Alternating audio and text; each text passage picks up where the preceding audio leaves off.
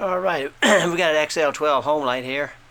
I'm going to start it for you. Bear with me, it's kind of chilly, so these old saws take a little bit to get them going, but we should be able to get them fired up.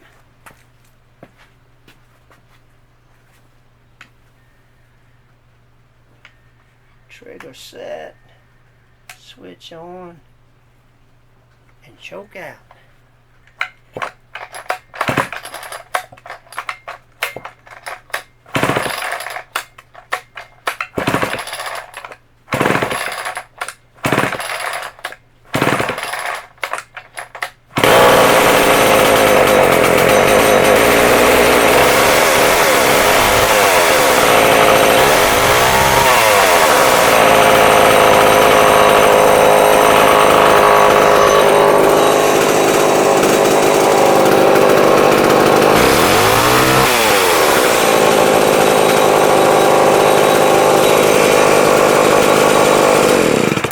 There she is, folks.